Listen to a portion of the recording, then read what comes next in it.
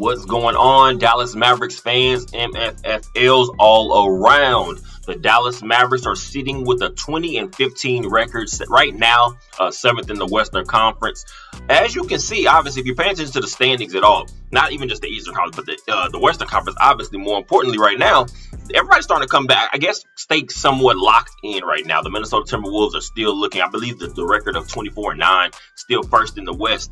But the Oklahoma City Thunder are right behind them. I believe only about a game behind, or a game or half a game, something like that at this point. The Dallas Mavericks sitting with at the 7th seed, but only 5 games out of the 1st seed. It's not anything that you should be completely, I guess, worried about in the sense of the final outcome or what the seeding could look like towards the end of the season. But obviously, one of the biggest issues for the Dallas Mavericks right now are just injuries. We cannot have a consistent rotation if you're not always going to consistently have guys staying in the mix, guys being able to be available. Obviously, we've seen, I guess I want to say kind of the fluke injury happened to Kyrie Irving, the Dwight Powell mishap, whatever falls on Kyrie Irving. He ends up injured. He misses some time. And then you're looking at a guy, obviously, you haven't had Maxi Kleber all season, whatever he's going to be to the rotation. We do know at least Jason Kidd loves to have him as an option, but he hasn't been out there pretty much, I'm going to say, the entire season somewhat, it feels like.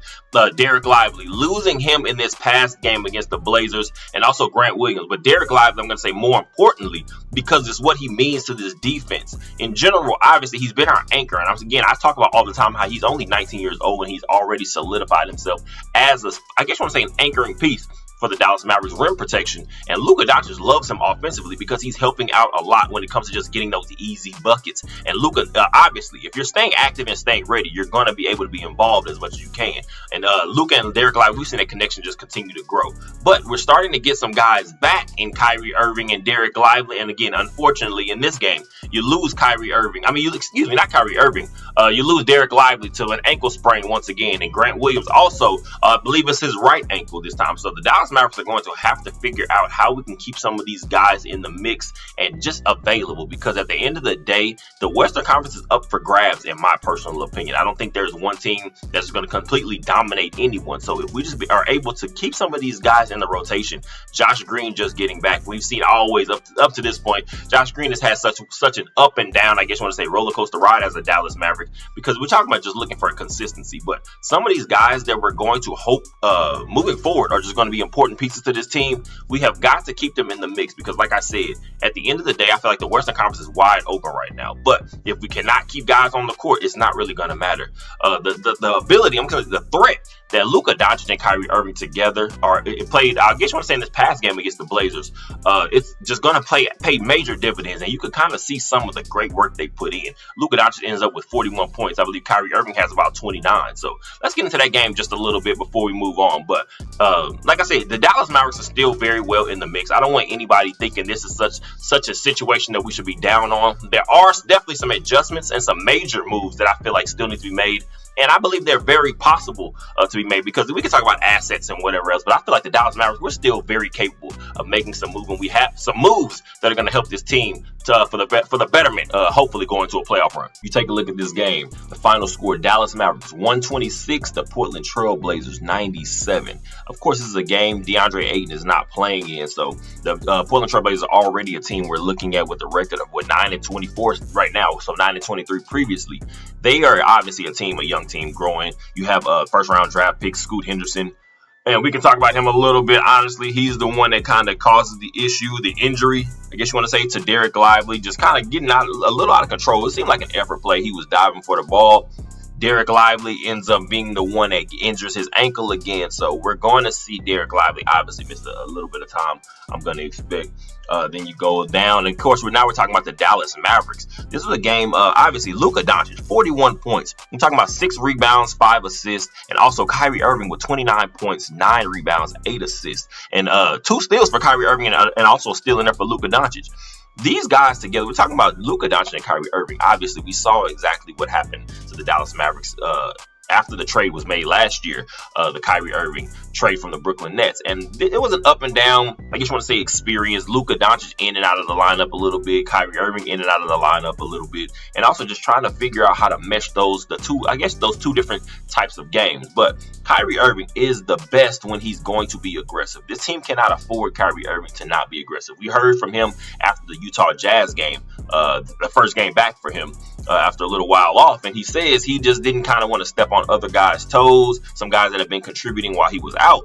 But my thing is, Kyrie Irving is 1B on this team. Obviously, we know what Luka Doncic is, but Kyrie Irving is 1B right after that. So we need him to come out and be aggressive. That's offensively, defensively, which he spoke on himself.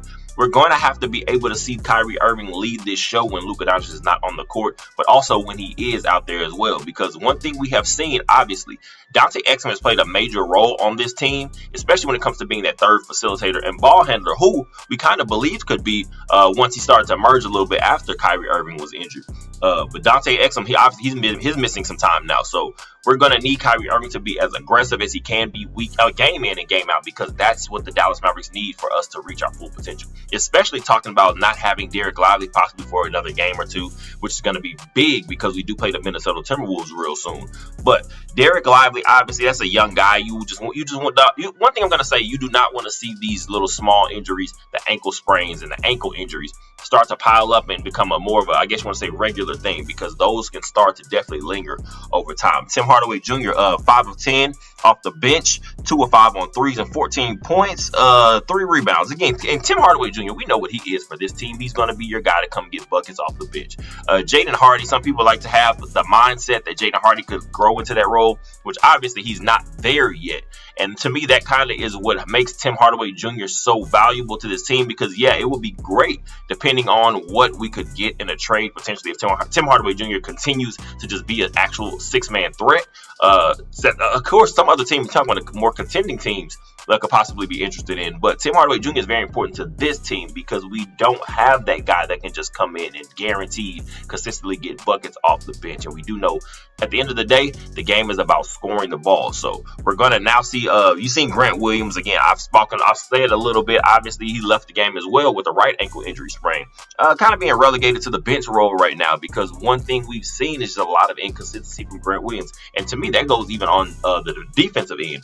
One thing you are hoping he is not starting to lose confidence, because one thing you can't have in talking about with somebody that you want, one of your big off-season acquisitions. That's not a guy that you can really have come in and kind of be timid and not be sure about what his role is. So the Dallas Mavericks, we still have some things to figure out a little, I guess, going forward. But as long as we can just get healthy, again, that's the most important thing. We have to start with getting healthy, but also adding just some more depth behind a Derek Lively. And to me, I just want to add another big man that's able to kind of get his own bucket down low as well. Because one thing is for sure, we're talking about easy buckets. When teams are playing Luka Doncic, the Mavericks, I'm going to say, but the way the teams are guarding or choosing to guard Luka Doncic a lot of times is when they're not really having any fear of anyone else on the court. You see, that's when Luka Doncic starts to get extra trapped. We start to see the overly double teamed game plans by some of these defenses. And Luka Doncic, obviously, we do know the playmaker and ball handler that he is,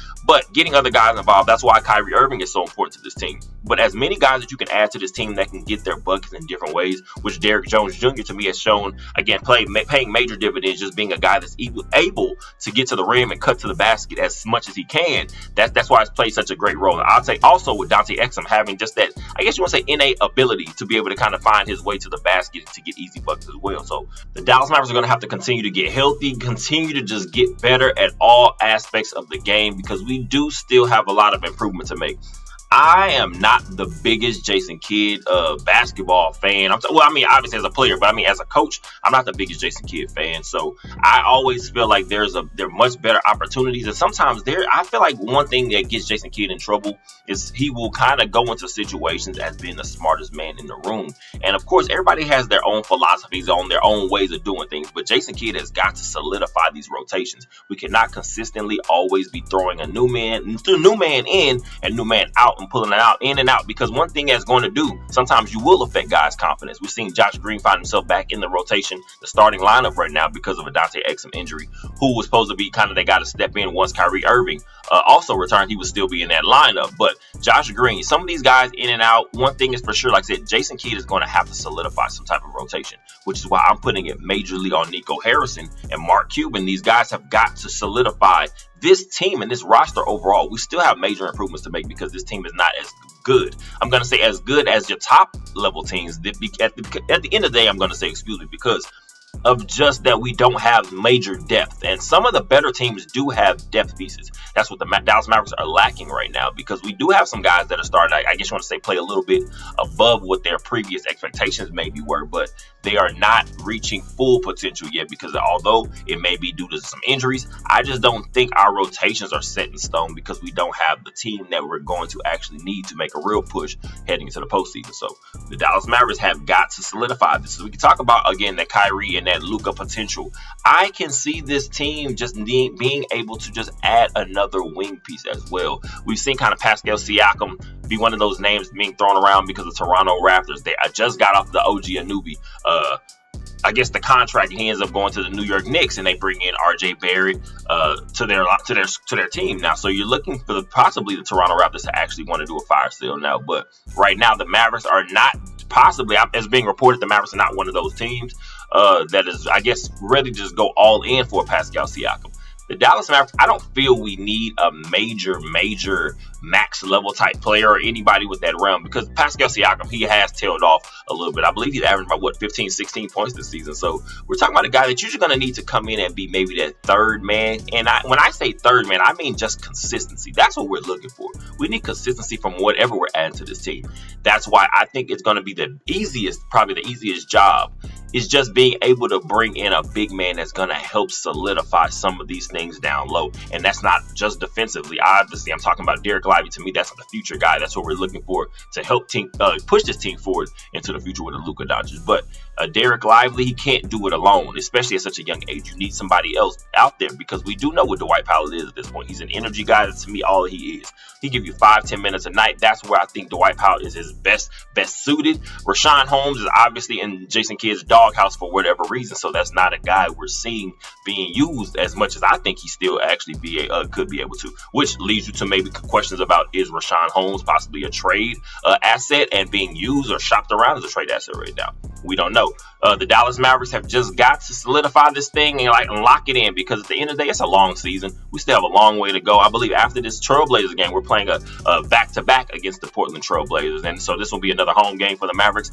another opportunity, potentially maybe DeAndre Ayton will be back, who knows. The Dallas Mavericks have just got to come out guns a-blazing and get the job done and pull out another win against some of this inferior talent that you're going to be facing, because we do not think the Minnesota Timberwolves are up once again, which I'm hoping we can have some kind of miracle and Derek Lively's back out there, but I'm not banking on it. But the Dallas Mavericks are going to have to start to pull out some of these wins against some of the better teams too, because at the end of the day, we do see, as much as I said, it's still log jammed in the Western Conference.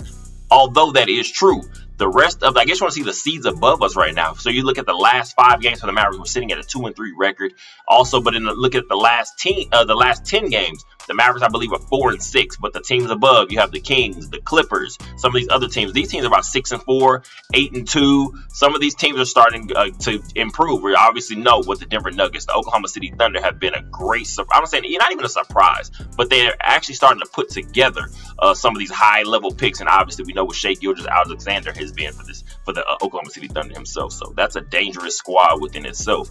The Dallas Mavericks, again, it's a long season. We have a long way to go. So I'm excited to see what we could potentially add prior to the trade deadline. And again, just going to the rest of the regular season for the Dallas Mavericks. I appreciate you guys for all the support. Go ahead and like, comment, subscribe, and share down below. I appreciate you guys for all the support. And always, go Mavs.